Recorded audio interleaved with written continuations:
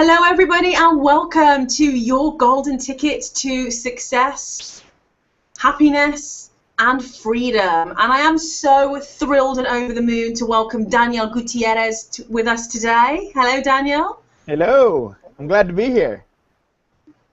And my name's Maria Kay, and hang fire because we have some magic to share with you today. Now, Daniel is an international business consultant. He's a master business and life coach, and he's renowned for his motivational speaking.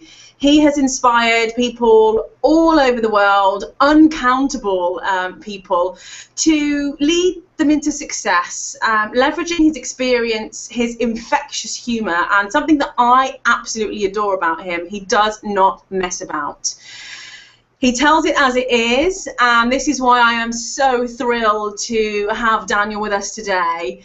Daniel, would you start off, please, by telling us what about perhaps a point or a series of events in your life that helped shape you as the person you are today, personally, but also professionally in the work that you do? Sure, absolutely, and thank you for having me here. I'm just so honored to get the opportunity to speak to your audience. You know, as I look back today, and this is the first time I think I've ever said this in an interview, and that is, there is a very pivotal point in my life that I didn't recognize as being a pivotal point until probably just a few years ago, and that is that at the age of 17, I was a licensed Baptist minister in the state of Texas. And I don't talk about that a lot because it's just not something that I talk about, but I was already teaching, preaching to groups of 1,700, 2,000. I had this idea I was going to save the world for Jesus, you know, and that was just where I was at the time. And very quickly I became disillusioned with the church, and I left it around 21, 22 when I went to secular school. Now, the reason I bring that up is because all through my life I kept wondering, why did I go through that? What was the point of that? Why did I study Hebrew and Greek? Why did I have to spend so many of my young years in that area?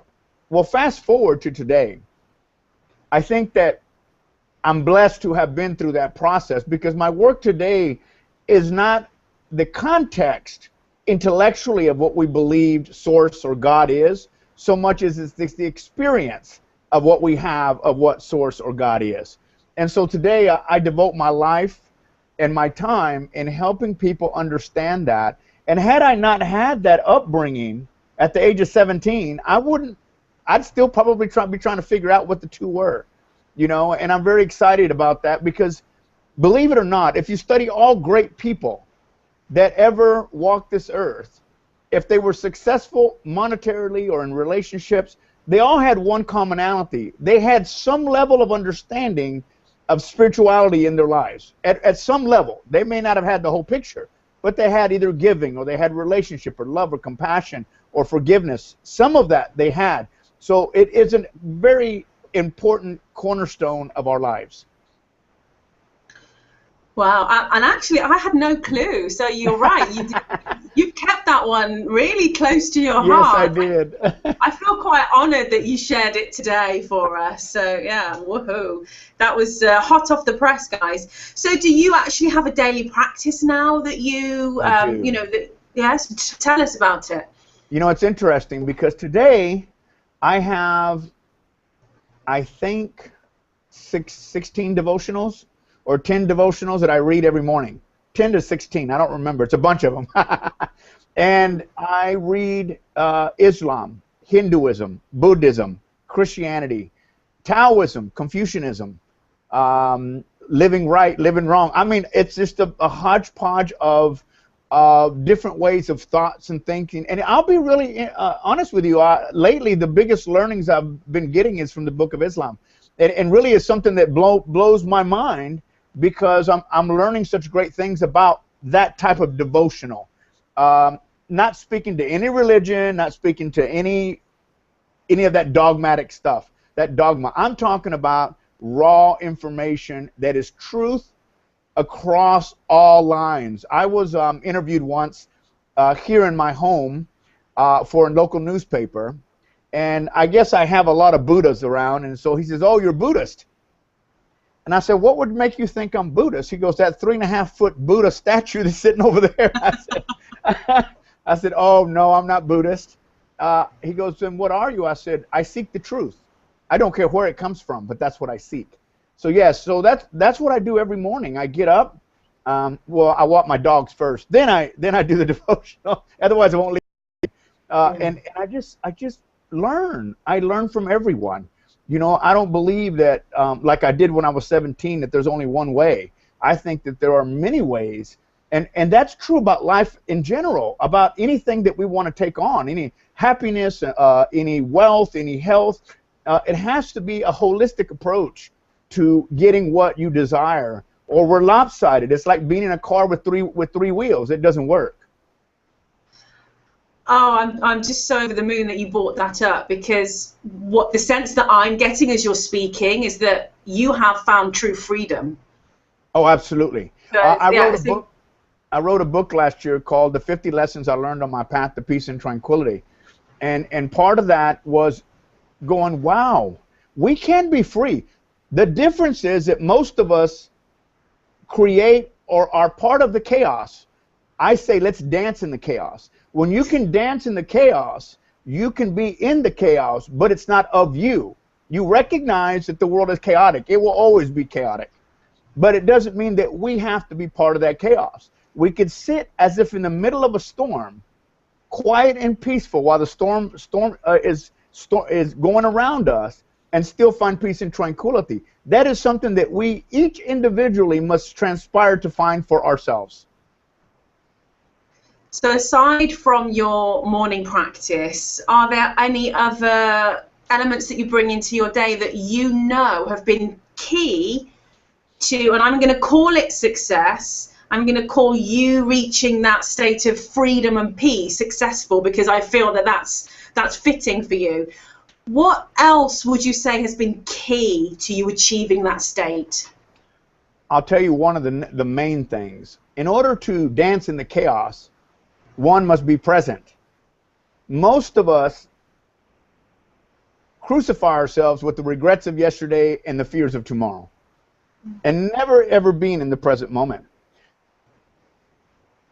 If a person can stay in the now, like right now, many of you are playing around with something on your desk. I got you. No. Some of you are thinking about, when is this guy going to shut up? Some of you are thinking about when I'm going to pick up the kids, and you're not present. You're not listening. Give yourself the gift of this moment, and when you recognize in this moment that you can see, and I'm going to use the word God because that's what I call it, God live. You get to see the gifts of the now. And in the now, you can make any decision that can literally transform and transmute your life. And so I've learned to be able to just say, you know what? I can't think about tomorrow because I may not live until tomorrow. And if I think about tomorrow and something happens, what a waste of today would have been. And I do believe that it's a slap in the face of Source when we can't stay present in the present moment. And here's the truth. Source lives in the now. You cannot expect God to help you tomorrow. And He can't help you yesterday. So if you're looking for a path and you're looking for the answer, take the step in the now and it will be revealed to you. But not until then. Most of us aren't in that space. So I'm going to give you a little exercise to help you stay present that I've taught many people around the world. And it's really stupid simple, and you may not want to do it, and I don't know about the different countries that are sharing in, so just bear with me. I call it the penny exercise. And I have my students go out and look for pennies, for coins. And they say, Daniel, that's ridiculous. I said, really? I said, when's the last time you saw a coin? Well, I don't see coins. I said, yeah, because you're not present. You have to be present to see a coin on the ground. You have to be present to recognize, and you have to be present to pick it up. And grateful that it is a gift, even at its smallest form. So I have my students go out and look for pennies or coins, and eventually they begin to find them. Because, see, coins are everywhere. When we are, the only way you're going to see them is if you're present.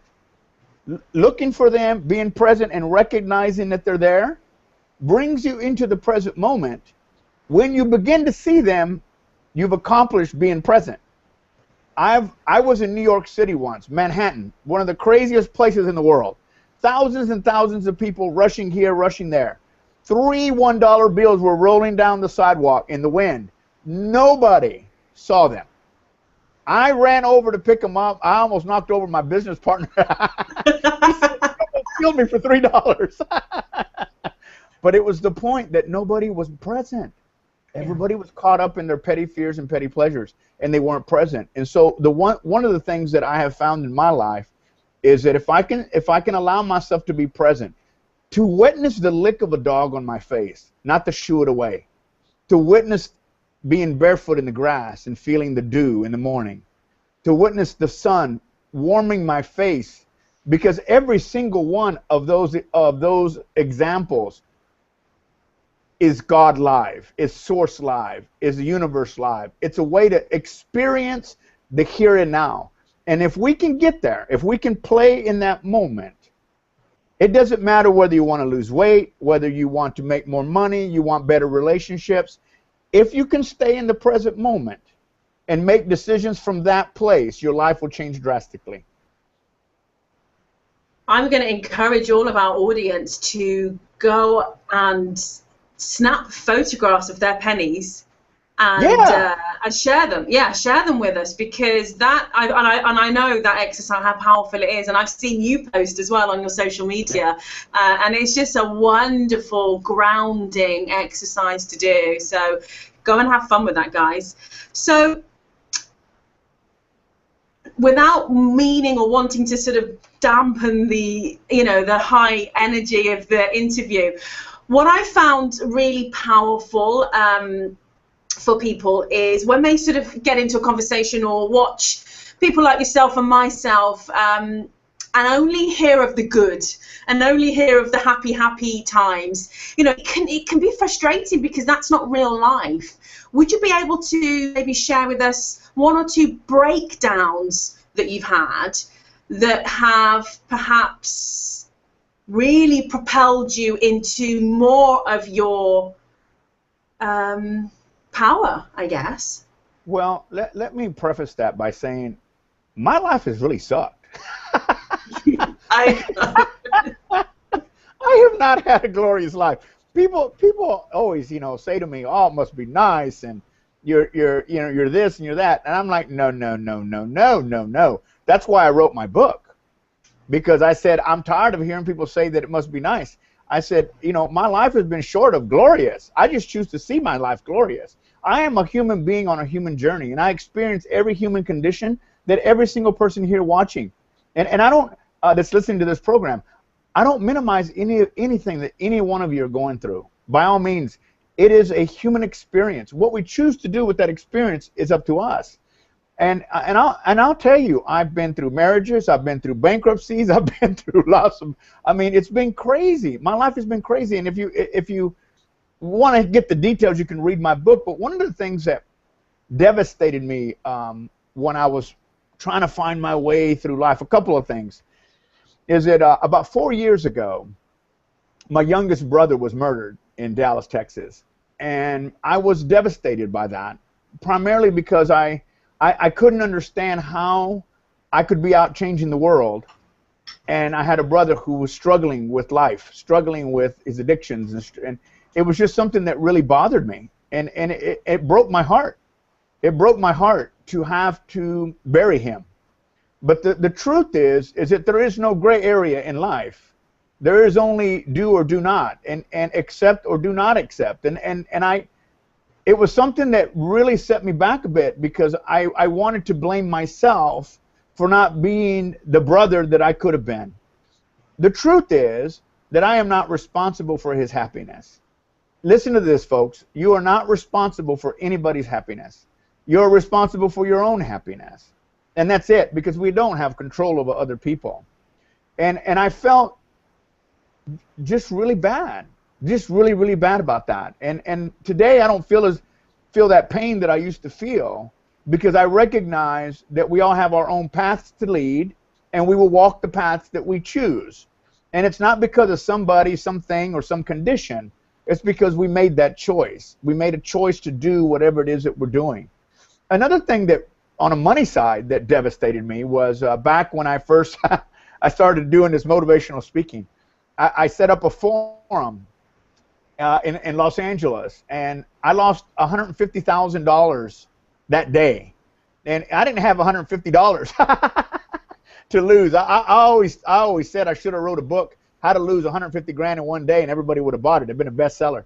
But you know, I was devastated. I went into a depression because I felt like, oh my gosh, I mean, to me, 150 grand was a lot of money then, you know. And you know what? A friend of mine called me, and he says to me, Daniel, how's it going? I said, I'm devastated. The papers trashed me. It was horrible. You know, he says, Daniel, what's the matter? I said, I'm depressed. He said, depressed about what? I said, how can I pay these people? How will I ever make this right? I just feel so bad about myself. And he says to me, Daniel, is anybody calling you? No. Is anyone bothering you about it? He said, no.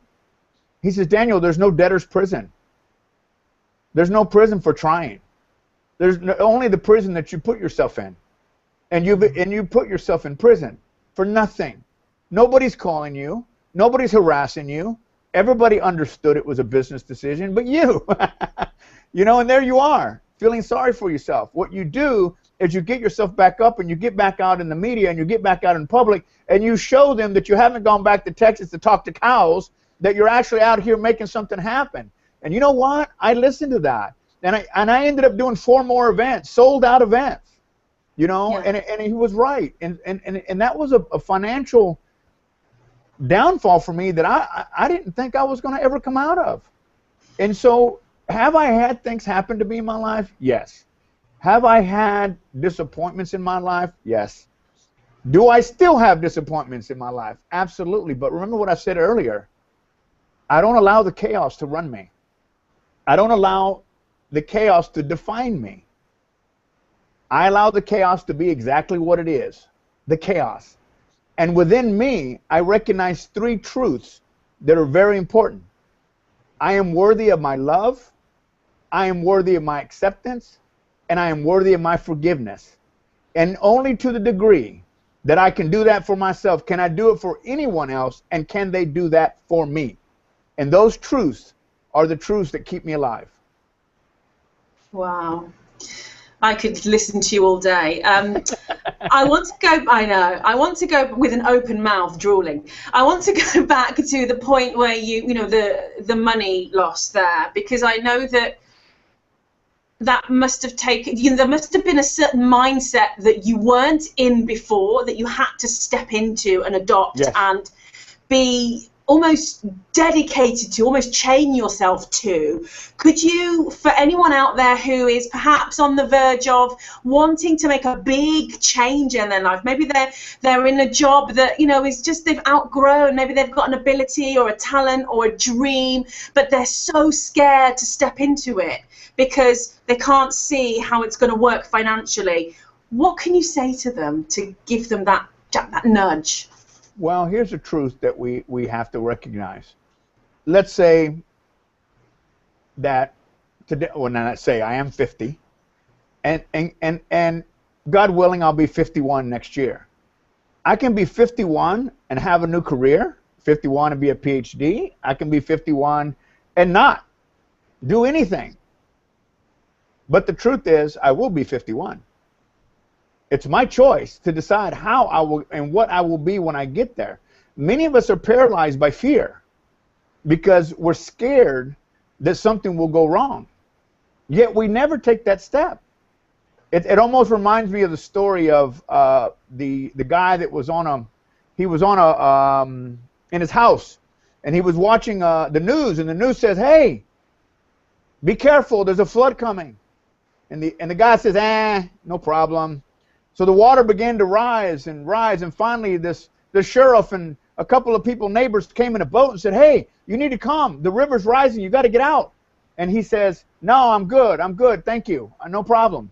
So now he's on the roof of his house, and the waters are up high, and a helicopter comes to get him, and they say, "Come, hurry, this is your last chance." "No, I'm good. Thank you very much." And he died.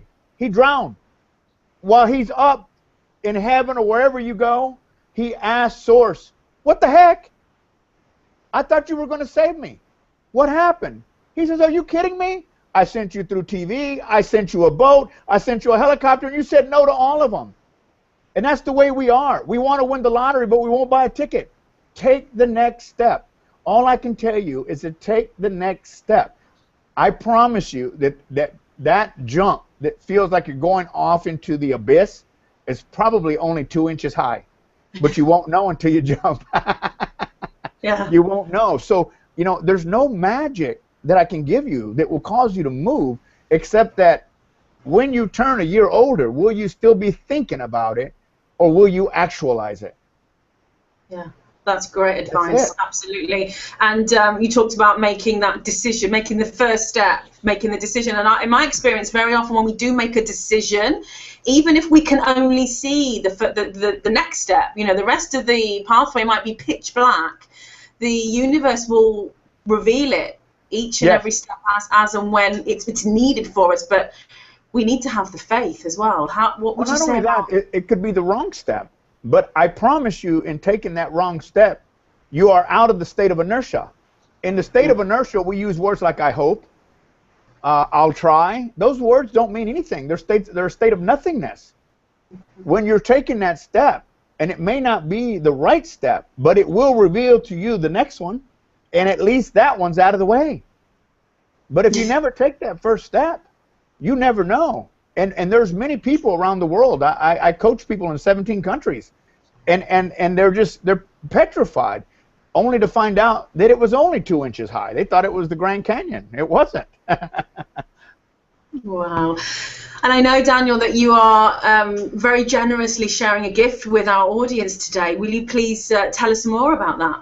Yes. You know, I've had the pleasure of interviewing probably 300 plus people around the world in different modalities. And I put together a series of 5 MP3s that I want to share with you. They're called Daniel's Secrets to Abundance. Every single one of these teachers are profound in their own way. They have great, and I thought, what a better way to share knowledge than to give you more knowledge and something that you can listen to, something that you can play. And so it's 5 teachers. One is Deborah Poneman, and she talks about flowing with the river of abundance. And then Joshua Bloom, who's going to talk about getting what you want without even trying. That's just called taking a step. The Elizabeth Fate talks about connecting with the greatest source of abundance. And then Larry Crane, crazy Larry. I mean, I thought I was crazy till I met him. I felt like I wasn't so crazy. But Larry Crane is awakening the ultimate abundance. And then finally, the beautiful voice of Asra Lovejoy. And these are 5 packed MP3s, CDs, whatever you want to call them, 8 tracks that are full of information for you. And it's my gift to you. And by receiving these, you'll also get the opportunity to stay kind of caught up with what I do around the world, because I'm constantly moving around doing stuff, and you know, I really invite people to join along when they can. Oh, me too. I encourage that too, because you are really doing some beautiful stuff and all across the world. So there's definitely an opportunity wherever you are on this beautiful planet. Oh, thank you for that beautiful gift. So before we wrap up today, if I was to say to you, and I say this all the time, when someone says to me, what's your favorite this, or give me one this or one that, and I say I can't ever narrow it down because I'm so in the moment, but just for whatever is now coming through you by way of inspiration that you feel you'd like to share as one last golden nugget of inspiration for our audience today, what would that be? You know, it's very simple. To thine own self be true. To thine own self be true. And in that truth, you will recognize the 3 truths that I shared with you earlier. I am worthy of my love. I am worthy of my forgiveness. And I am worthy of my acceptance. And only to the degree that I can really see that in myself can I expect others to do it for me or me for them. If you could just hang on to those 3 truths, those truths, to thine own self be true, and recognize the beauty of who you are and what you are. And like the rays of the sun are not separate from the sun, nor are we from source. Remember that. Whatever you're going through in this very moment, and the reason that you plugged in to listen to this show, this too shall pass.